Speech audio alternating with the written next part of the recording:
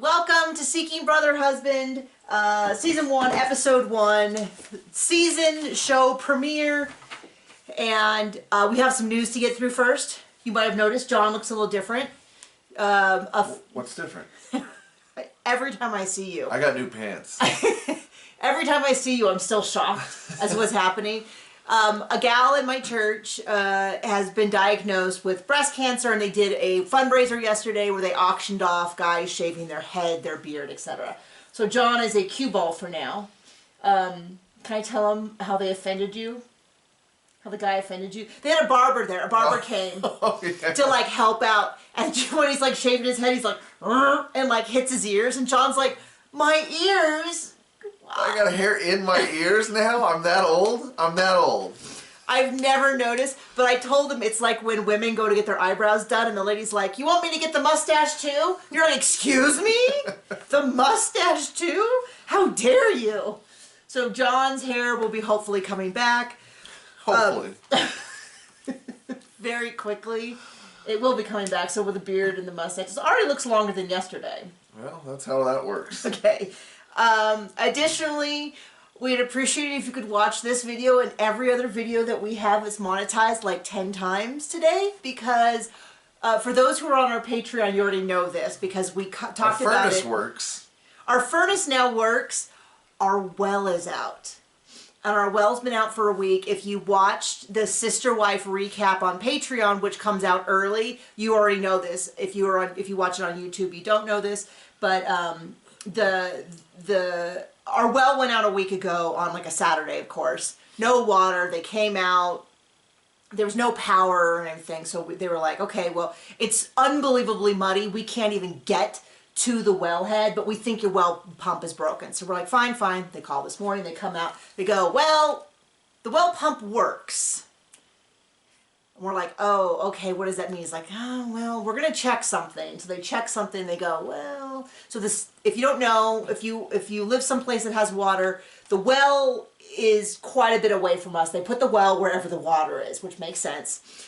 And then in our case, because our well is slow running, it runs to a cistern, which is by the house. The cistern collects the water. The cistern feeds the house. So we actually do have water for the past week because John just goes and picks it up 100 gallons at a time and drops into our cistern. And they tested it, and the electricity from the cistern to the house is good. And the electricity from the well to the cistern is not. Is not. Something they said it's probably likely that something ate it. It is like a quarter of a mile away. It is a long way. And so we're like, okay, that's not great. They're like, we're going to go back. Herman or someone, whoever's in charge of the well stuff at the well place, is going to call us with an estimate, which already, you know, when they're like, we're going to call with an estimate, it's not going to be $200. Because if it was $200, we'd say, just do it. No, when they say we're going to call with an estimate, that is like they've got the calculator out there, they're punching in numbers, they're doing percentages, they're doing already a nightmare. And our well, we think there's other problems, so we shared the other problem with the well, and so it might be a big, big bill. It might make furnace money. Look, so far the past 6 months, we've had to do a major overhaul in the truck, which was huge. Then the furnace, which is huge, maybe a little cheaper, maybe a little more.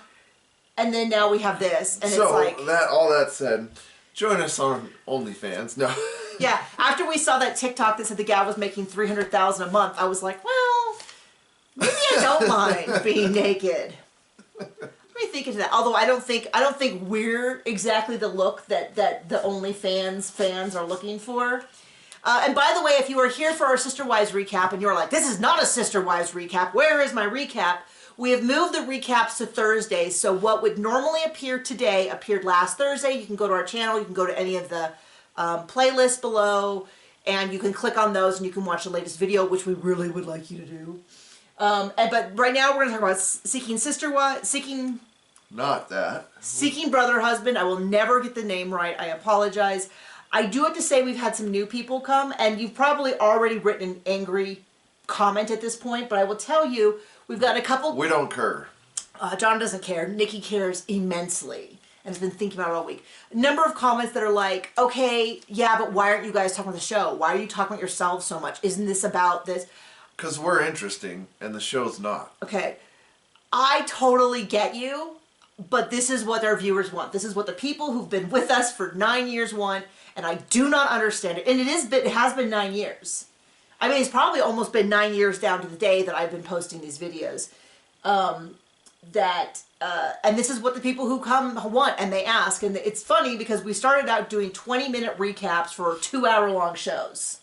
Then it was 20-minute recaps for hour-long shows. Then it was 40-minute recaps for 40-minute shows, 50-minute shows. And now our Sister Wives recaps are hour-long, 50-minute recaps for 22-minute shows. And people are like, I don't get why you're not talking about the Browns. I don't know. People keep saying we love the stories, so we keep providing the stories. And we have a well to fix, a furnace to pay off, a truck to pay off. We're going to do what the people say. So I get it if you are like, this is not for me. Put us on 2 times speed. We will get through. We have 3 couples. There's 4 couples on the show, and I added a new editing feature. So tell me if you like it. I spent days learning how to do it, so I hope it works out. But this show, Seeking Brother Husband, is a chance to flip the script on the typical TLC Seeking Sister Wife, which you can rewatch. If you want to go watch our old blogs, you can. They're in the link below. Or just, another layer of dysfunction. Yeah. So, John, why don't we start off with something important? How do you feel about the show? Everybody's not playing with a full deck of reality cards. Like, nobody. Nobody on this show is. Did you enjoy it? No. How would you rate it in terms of how much you disliked it? -7. Okay. I meant compared to other ones. Better or worse than Sister Wives?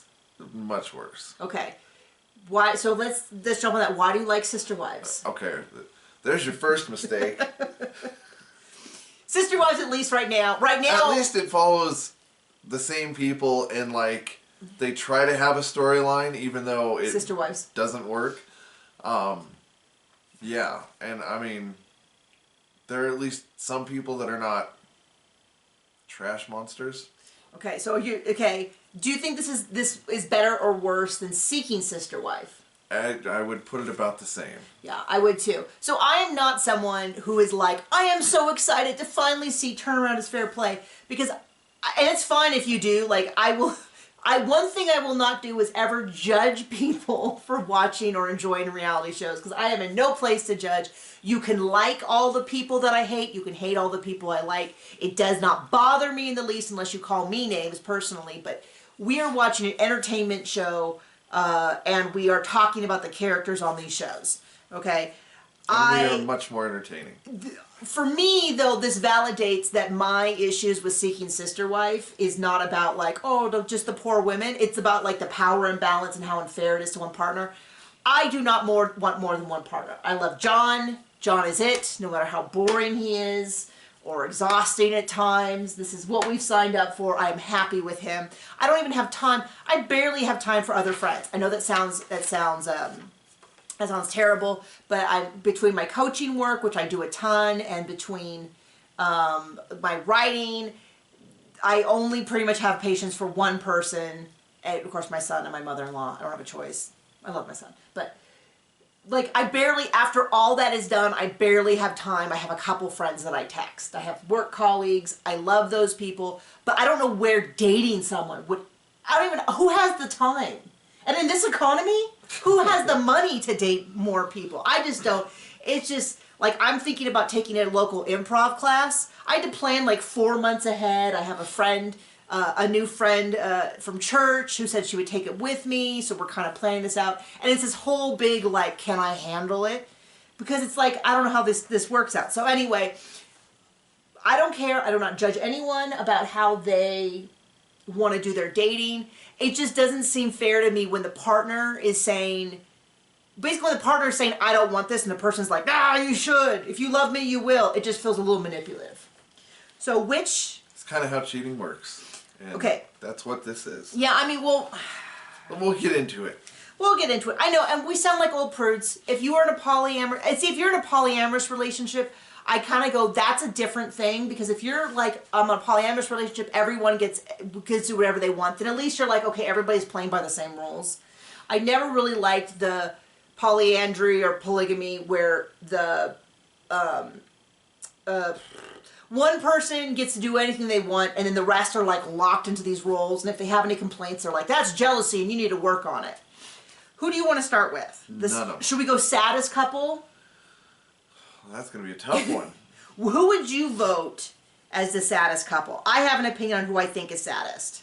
Where do you want to start? The accountant and the geek, or the engineer, I guess he is. Okay, that would also be my... Well, that's who I think is the saddest, yeah. So we're going to start with Elisa and Mike. They're introduced as just the two of them. It looks like she gets a whole range of boyfriends throughout the show. They appear to be newlyweds. She's a social media manager, and he is an engineer of some kind. I miss what kind of... Talk about how they fall in love. It just felt so easy. They want to spend every moment together. Until they got married, I guess. No, before they got married. No. Until they got married. No, she didn't want to spend every moment with him before they got married because she cheated on him while they were dating. Oh, good point. So she's going on and on about how they love each other, and that's why I find it so weird that when I went line dancing, I met that guy, and then she's like, so I cheated on him. And let me tell you, Mike's face through this whole thing, there's not a moment... Well, I mean, it's not like he had any warning signs and still got married. He looks miserable the whole time through. She's like, we came to this decision together. And he's like, yeah, we came to this decision together. And it's like pure agony on his face. You think I'm a hostage? Yeah. Look at this guy. People are always like, why is that poor... I do occasionally get comments that are like, why is that guy in the video? He seems miserable. And I'm like, it's our shtick. That's my thing. Don't worry about it. He's miserable the whole time. So she cheated on him. And then they talk about how... And this was cheating. She just went out with this... She hooked up with this other dude. He didn't know about it. He found out about it. I don't know if she told him or what. They didn't really dig into that. And then she was like, I was so confused why I could love you so much. And then I realized that's just how I am. And I was like, ooh, that is some rebranding, if I've ever heard it. So now she's decided that the way that they're going to deal with this is that she's going to date other people. And by date, according to her, it's apparently and just, her mouth, just like he's going to be out for the weekend, so she's just going to bring somebody home and, bam. Yeah, there's no... Do the thing. I mean, welcome to Grandma Nikki and Grandpa John here, Bump because we are... I know, I could say that like, well, back in our time it was different. No, it wasn't. It was the same back in our time. It just wasn't the same for us. We were never those people who were like... I mean, yeah, we were not those people. I think we kissed on our third date, I think. So this, to give you an idea why I'm like, who has the time for this? We've told this story before, but we will repeat it. We met on eHarmony, and we went out for just dessert because we both had been burned. John had one bad date. I have had billions of bad dates. I could fill an encyclopedia with bad dates and bad relationships and bad boyfriends. John, like, had a couple here and there. He had one bad date and was like, that's it, we're switching to like a coffee or dessert. So we met at the Melting Pot. And she looked like her picture. She was the same person and not some distant relative that she put up. I didn't catfish him. Good first start. He was sane. I think that's exactly how I described him. Like he was normal. He didn't practically propose to me. He didn't ask me to bang before the first date. Like, if that's your thing, seriously, no judgment. Not me. So we had that date. We talked for hours in the parking lot because my dogs were in the car. I used to take my dogs everywhere. I had 2 Great Danes, and so I could like leave the window half down. They could hang their whole head out. It was fine. It was nighttime. So I had gone to my parents for the day and I was in grad school, picked up my dog from my parents, stopped there. It does seem weird to me in retrospect, but that's how I lived so often. They loved to be in the car. They loved to go, so I would just take them in the car and they would hang out when the temperature was appropriate and they were safe and all that. And so we spent hours... It was Southern California, so the temperature was always appropriate. Well, not during the day when it was hot, but when it was cold. But when it was cool enough. It was never too cold. So we spent hours, and then we had a follow-up date that Friday or Saturday. Mm-hmm. And, yeah. And that date we... Friday and Saturday. I think it was Saturday, because I think we took me to the gun range. Yes. And then we did that for a couple hours, and then we went back to my house. He picked me up from my house, went to the gun range to shoot some guns, and then it sounds so redneck, but we were in Southern California. It wasn't, I don't know, whatever. Then we watched True Blood. I had read the books, and so I was like, oh, let's watch the show. I did not know that it had an incredibly long, graphic sex scene. Actually, like, I think it wasn't it an assault? Well, he kills her at the end. I don't know what the consent was up until the death, but I'll tell you the death was not consensual. And it was really awkward. And then we hung out until late at night, and then I think after that we were together every day.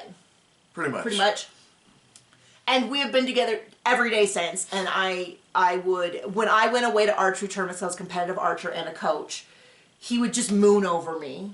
Just be bereft with my absence. Could not stand it, right? Like when I went to Pennsylvania and India. And then he was doing training, and so when he went to Pennsylvania to do, like, he would train people, and then he spent some time in India. But other than that, we've not really been, other than like those kind of things, we've not really been apart until the day we married. And then obviously we've been together, ever since he moved in after we were married. And so I literally go, I would not have, if I was to start dating, it would be an absolute disruption to our life. And this, I mean, not just the whole, you know what I'm saying? You look so much like a Muppet right now. With the no hair, the no beard, and then just like, you look like a Wardolph or the two, I can't think of their names. Waldorf or I can't think of the other one. The two Muppets in the balcony who yell. Oh, the old men. The two old that need their ears shaved. Sorry, babe. We're really doing a lousy job of staying on track here. But no, I mean, it's like literally the time it would take to date would just be so disruptive to our life, even if it wasn't dating. Like if I had thought about going back to grad school to get my a degree in therapy because I'm really interested in helping people. As you can tell by this high quality material that I put out here, but it was just like, I don't know where the time would come from because I work and I work and I work, and whenever I'm not working, we're together hanging out with our son. So it's like, how would I fit, like the whole, I'm going to go to improv one night a week for 4 weeks was kind of like is this going to be too disruptive to our family? Am I going to be able to, I'm a delicate flower. We really are boring people. I don't know why people ask us for more personal stories. We have the most adventurous life of anybody I know. What I just described about us does not sound very adventurous. We started, you were an archery coach and getting your grad school, and I was a professional in title insurance. Oh yeah, people are always want the exciting life of title. To professional ranching and ranchers, to a top performing archer in the U.S., to we had a TV show that failed, but we did it. So you're an author of 20-something books, and now you're a Clifton Strengths coach, and buy one of my books. This is one of them. But we have a boring life. Well, we do. We sound like boring people. We sound like boring people because we're like, well, we spend every moment together, and I don't have time to date. Anyway, we'll get back to it. Elisa and Mike. Elisa and Mike, all you need to know about them is Mike is miserable. What did you say his name should be? Matt. Because he's getting walked all over. You step on him on the way in. So anyway, her mom comes over. She's like, I'm going to take pictures for your dating profile. This all is just so cringe to me. Elisa's then like, I'm going to go dating profile. Then she's like, honey, look at my dating profile. And he's like, and he makes his face. And she's like, what? And he's like, this part where you say, I'm looking for a deep relationship if you're not willing to go deep, pun intended. And I'm just like, oh gosh, that's so gross. And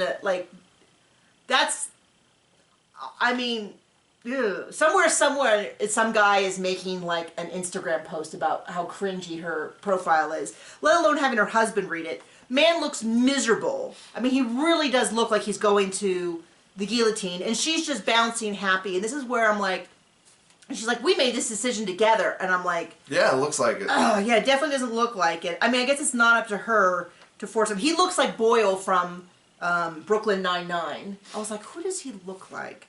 Without the charming personality. And then they're discussing the fact that about this dating, and she's like, well, I know we agreed that I wouldn't bring him back to our bedroom, but now that we have a 2-bedroom apartment, and he's like, what? And she's like, yeah, the other bedroom. He's like, I don't feel comfortable with that. And she's like, well, so at this point, she does not have a dating profile set up yet. Like, it's not live.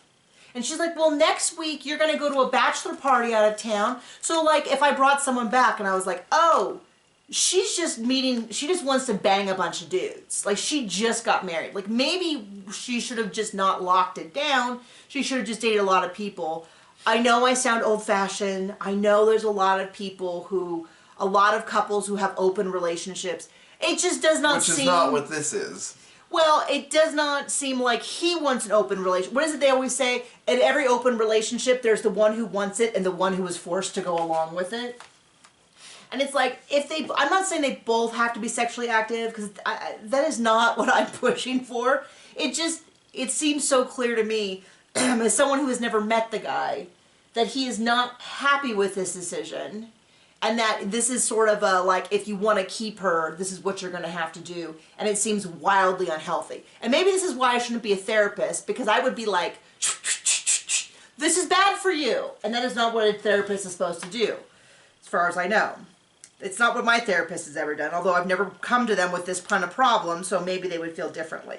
And then she's complaining to her mom about how, well, Mike's mother just really thinks I'm forcing him into it. And I'm like, I don't know, Mike. But I kind of agree with Mike's mom. So does most of America. Yeah, I don't think that he's that thrilled with it either.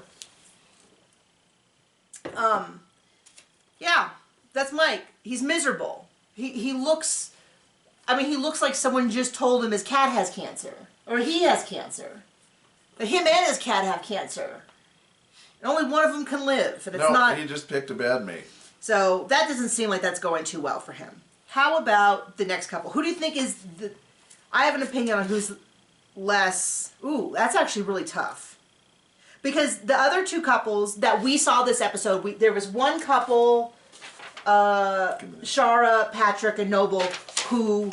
I have a cheat sheet I printed out so I could remember who the names are. Worst print... This is John's nemesis, is my printer, which I think works just fine. This is just fine.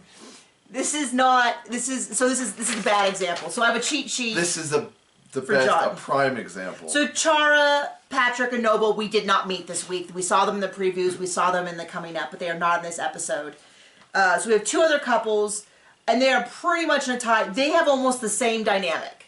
A woman who's... they don't. That's completely different. What do you mean? Well, let me explain what I mean. Kim and Dustin are together, and Vinson is like, yeah, no. Okay? And then Kenya, Carl, and Tiger are together, and... Which one is it? Tiger's this one. And Tiger's like, yeah, we're not getting any more of these dudes. Is where he wants to be. I think that both Carl and Vinson shared the thing, which is like, it was cool when you added me, but I don't want you to add anyone else. Yeah, but Vinson's already out. Yeah, that is true. Okay, so you want to go with Vinson as who do you think's more miserable? You got to pick one, John. More miserable? Yes. Oh, then. Okay, then we're going to go with Kenya, Tiger, and Carl. So Kenya and Carl were the original couple. It kind of seems like he's over this. He's like... Well, first of all, Tiger's more of a house cat. What does that mean? Like, he's the one that got passed off and doesn't sleep with her in the bed every night. Carl is the one who has his own bedroom. Oh, I messed that up. Okay. That was my faux pas. Even with the cheat sheet, he's not paying attention. So Kenya and Carl were married. They have a business. They have a couple businesses together, which I Googled, and they look a little culty. They look a little... I don't know. I didn't do a lot of research. I'm going to do more research. I'll get back to you. They have... Color me surprised. But it kind of seems I did not get any jealousy from him. And in fact, it seems that he is sort of like, oh, I kind of like having my own room. Because he even made a comment that he's like, he described Tiger and Kenya as the main sexual unit, which is a term, the primary sexual unit, which kind of was like, woo, that was an arrangement of words I never needed to have in my life. And then he's like, and I guess when Kenya and I want to have sex, and she wants to have sex, and I want to have sex, then we'll have sex. I'm like, this strikes me as someone who is just bored with their relationship and was like, hey, we got businesses together, we got a house together, this is whatever you want to go do your own thing, I'm out. Like, I have to say that he seems like he's pretty cool with it. I didn't get a huge, like, I'm being passed over vibe, but Tiger more than makes up for it. Yeah. Because... so Carl, they have 3 kids, they have their own business, they have written books. And according to her, they're moving out of the in-love phase. Her and Kenya and Tiger. And into Kenya and Tiger? Kenya and Tiger. Kenya and Tiger. Okay, got it. Which is what I said. I'm sorry, I'm trying to keep up. And so she went to some party, she met Tiger, who is dressed as Tiger Woods, and so now every time I see him I go, oh, it's the one who kind of looks like Tiger Woods. He looks more like Tiger Woods than Carl looks like Tiger Woods. Okay. I mean, I'm not saying that he's a spitting image. Neither of them do, but yeah. But I'm saying, between the two, Tiger looks more like Tiger Woods than Carl looks like Tiger Woods. Okay. I mean, if nothing else, the hair. I don't know. She falls in love with Tiger. He seems to he moves in. She moves into that bedroom with him. That's the primary unit. But she started to talk about she needs some other things. She's going to start dating, or she's always been dating. And she's also talking quite a bit about their sex life. More than I need to hear. But also, if you're going to go on TV about this, I expect to hear it. But I don't need to hear it. But it's a lot. But you can't be all demure now about it. Also, I mean, this isn't going to work with their current living situation because it's a 2-bedroom. 2-bedroom. She started talking about how they're not having a lot of sex. And I was like, ooh, that's not great. That's not great when you're airing that on TV. When everybody feels so comfortable discussing it in front of each other. And I think specifically when she's like, I need to start dating again. Cut to the bedroom scene, and this is supposed to be why they're not having sex. It's because she keeps bringing up she wants to date other people, and Tiger's like, yeah, I'm not good with that. Yeah, and she's like, we're fighting every morning, we're having less sex. I'm like, these are all killer warning signs. And she is so ready for the new guy. And this is his attitude. I'm split on this, because on one hand, what did you expect? She started dating you when she was with her husband. So there's a part of me that goes, this is not exactly like the tiger changing its stripes. Like, this is not the leopard changing its spots. This is the leopard having more spots. Like, this is the leopard with spots having spots. Like, this is what you kind of expected. But the other part of me goes, that when he joined this relationship, he knew everything that was happening. It was very clear, and that is the relationship he agreed to. And now she's wanting to change it, and she's saying, I'm going to change it, and I'm going to change it. I'm not going to use your input. I'm going to change it the way I want to change it, but you need to stay on board. And he's saying, maybe that's not what I want.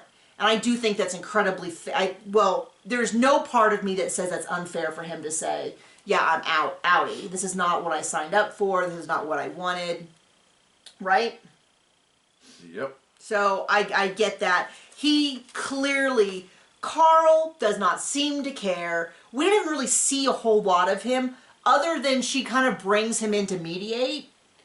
Incredibly awkward moment is when Tiger's saying, it makes me worry because what if the next guy comes in and he's like bigger and better? And I'm assuming he's just referring to like literally like he's a taller guy. But the next line is, and can last longer. And I'm like, oh, he literally means what if he has a bigger, better, longer lasting penis? And I was like... Okay, well, we are definitely not mincing words about what you're insecure about, or about what maybe she prioritizes. I don't know. Maybe that is his insecurity. Maybe that is literally what she says. And so he says, well, if you're going to kind of move me off to a secondary position, I would want some sort of commitment. I don't know that he wants a wedding. He wants a wedding, and she's like, what are you talking about? Weddings are just about families uniting, and your parents aren't into it, so there's no hope. And I was like, that is not what my wedding was about. My wedding was not about my parents, or your parents. Like, I mean, I like your parents, but screw them. Had nothing to do with them. Definitely had nothing to do with my parents. It had to do with you and me and a lifelong commitment that we were now Team Haverstock. Go Team Haverstock. Which, if anybody ever watched the Venture Brothers, that's started. Go Team Venture. So we always say, go Team Haverstock, and we high five. Because we're corny. We're corny, middle-aged white parents. We're going to act like it. But he's like, he wants a wedding, and she's like, well, your parents aren't in on it, so no, you don't get one. And it was funny because at the beginning of the interview, it kind of seemed like, I was like, I don't get this, but he seems on board. By the end of the first episode, we are on a downward trajectory straight down. And he is miserable, and it's really clear he's miserable. He's not as miserable as Mike. Mike was from the jump, and every second miserable. Even on the merry-go-round, he was miserable. But Tiger got worse miserable, and to me, it's very clear she is definitely saddling him off into a secondary position, and she wants hot, new, sexy men. And apparently, their storyline is going to be this battle between wanting a wedding and getting a bigger house, because she wants a bigger house, because she wants, the whole big thing that brought this on was she wants her own bedroom so that Tiger can be relegated to his own bedroom. And Carl's like, yeah, it's not so bad, it happened to me. It's kind of nice, you can have your own space. And Tiger's like, no, this is literally all I have. And, you know what I mean? Like, I already feel, I love my son. Let me be clear. I love him a lot. We still don't get enough one-on-one time. Well, we get a lot of one-on-one time because he goes to school and all that. But that is my son. I could not imagine trying to balance two partners and then be like, oh, I want a third one. So there you go. All right, moving on to the real wackadoodles. These are the ones you think they're weirder than the other ones? Oh, yeah. Okay. Well, I mean, yeah. No, yeah, definitely. Kim, Dustin, and Vinson. Kim and Dustin were the original couple. I saw someone somewhere say that they knew him in real life and that they're not at all surprised that he let his wife get a second partner because he was like a guy wife, which I don't think should be a derogatory term. I think all men should aim to be wife guys. You're a wife guy, aren't you? I don't know what that means. Well, actually, I take that back because they were talking about how wife guys tend to be the what's his name? Ned Fulmer from Try Guys. I told you about him. Maybe not. He was a wife guy. I always talking about his wife. My wife this, my wife that. But then they end up being big jerks. The dude that cheated on his wife. Yeah. Oh, yeah. I'm not one of those. So, Kim and Dustin, Kim grew up in a restrictive evangelical home. She married young to a pastor's kid. They had 2 kids, 2 sons. And then they got divorced. And Dustin got divorced. And she was his teacher at school. I mean, in college. It's not... They don't make that clear right away. Well, they do if you're following the timeline of the fact that she was divorced. That he was probably not in high school after his divorce. But they don't make it clear right away. It is not illegal. It is not the same as if it was she was his high school teacher. Still going to say it's not exactly usually the best situation, but whatever. No judgment there. Love at first sight, and then they got married. They have a 7-year-old son together. And then she's like, I never would have guessed we were here. She has since left the faith. And it looks like she just kept going. And now, when they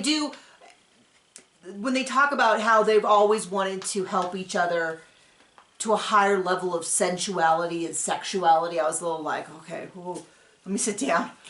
I mean, I don't know. It's a lot of words. Practice usually makes perfect, right? So. John.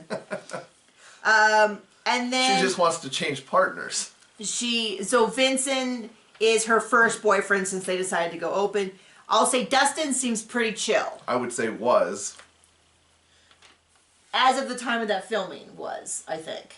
When he comes over for soup, he's not. That's right. Yeah, somehow soup. It was a little confusing because the whole first half of the episode they talked about him as her boyfriend. And then at the end of the episode, she's like, basically they're broken up.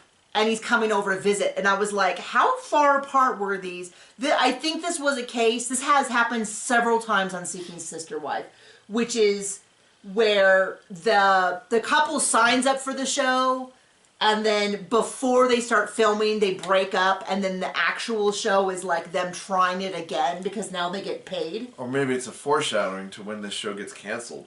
Could be.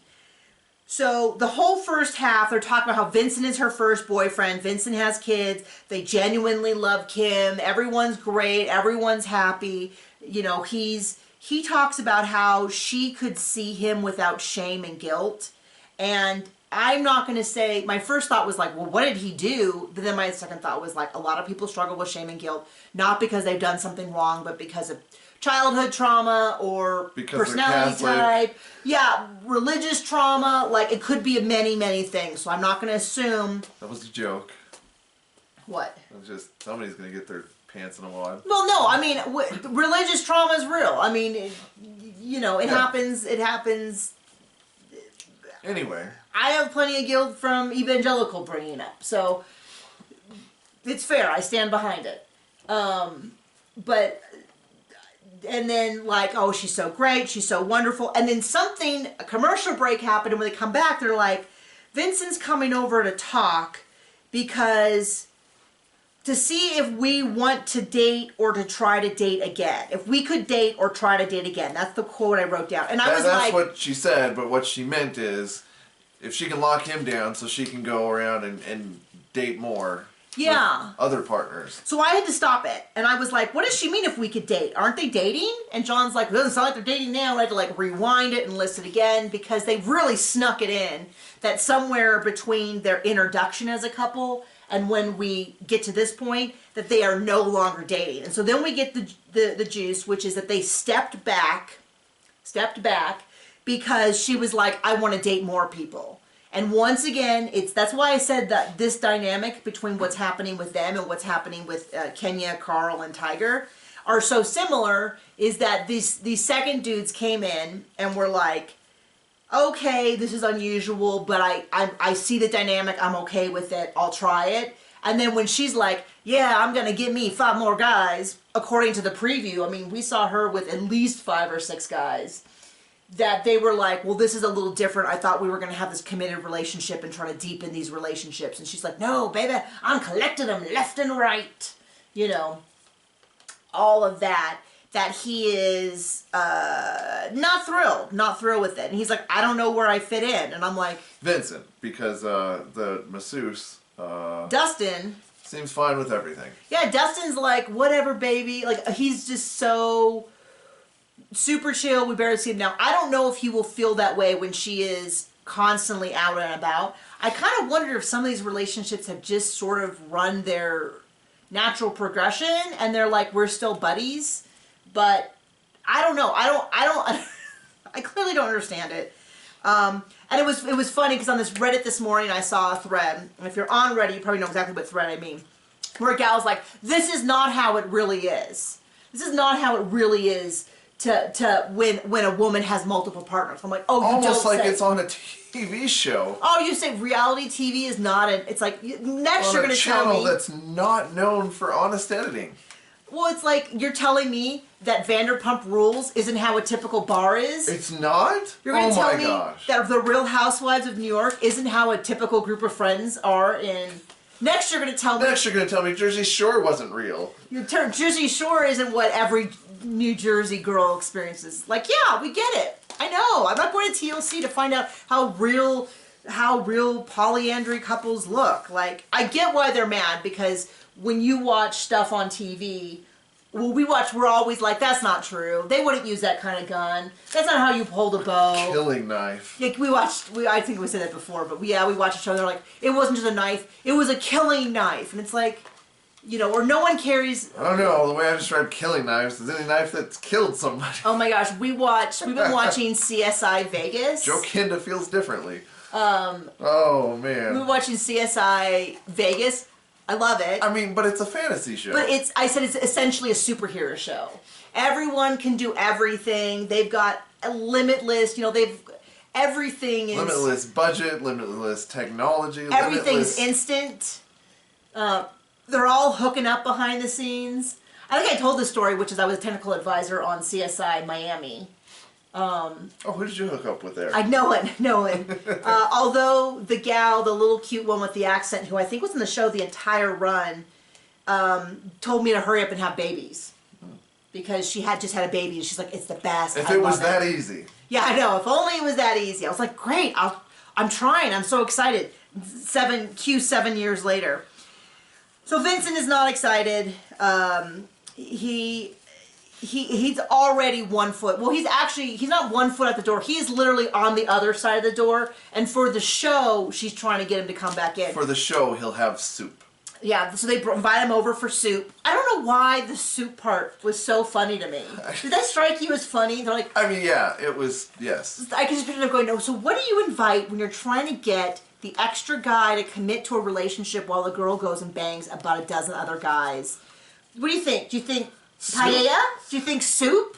No, it should be easy to... We don't want too much chewing because he's got a lot to think of. Like, I'd love to see how they landed. But then the other part of me goes... When I saw them, like, oh, they are such soup people. They would absolutely make soup. But I cannot... I love soup. I have nothing against soup. I don't know why that struck me as so bizarre. For some reason we can't articulate. It was kind of funny. It was funny. It cracked me up. Yeah, and so basically we have... So to summarize these couples, we have a couple who... Elisa and Mike, who are just starting their journey. He's already dragging his feet. He is not a fan. And then we have... And she doesn't care. And yeah, she clearly is going... They're newlyweds. I mean, this is the thing I just go is... He really wanted to give away half his stuff, is what it comes down to. Yeah, I mean, I kind of feel like if you just want an open relationship... I'm not saying you can't have an open relationship. And I don't know. I'm not the person to talk to about whether marriages should be open or closed or any of that. It just seems like he is not on board. It does seem like she kind of springed it on him. It just seems like why he is so miserable. Why wouldn't you just stay in an open, open relationship prior? I just don't understand it. But this is not for me to understand. This is for me to judge. This is why we are here, is so other people. If you love it, we will sponsor you to be on the next season. I ain't sponsoring nothing. Well, I mean, with my thoughts and prayers. Oh. Probably not my prayers. I don't want to drag God into this. Maybe my thoughts. I will watch you. I will judge you. We will rake you through the coals. We will laugh about it. But if you want to have multiple partners outside of your marriage, it's really not my business. It's just hard to watch people who are clearly so miserable and then be like, yo, I love this. Yeah, I'm totally alongside. It's like, you are lying with your face hole. We can see you lying. I mean, I could buy Dustin doesn't really care. Dustin doesn't seem to care. Carl doesn't seem to care. Yeah. Everyone else seems to really, really care, and the women don't seem to care. The women do not care. They seem to care, but not about their partners. They seem to care about keeping... What they want to get, but not their partners. Keeping what they want at whatever stakes, and no matter how unhealthy it is for their partners. What does it say is very consistent with seeking sister wife. It's almost like greed is bad. It's almost like maybe this isn't a healthy dynamic. Now, I know someone's going to get on this in the comments. I don't know. I don't care. I don't know. Then just know we're idiots. We're morons. I mean, John isn't signed for that. What do you want to say?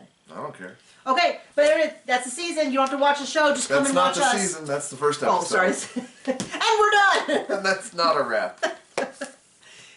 Join us for more. See us on Thursdays for the sister-wife recap. Please join us for more. I want water at my house. We need you. We need money. Join our Patreon where you can see our Sister Wives recaps early. You can see our vlogs early. And you can see exclusive Q&A content. Okay, bye.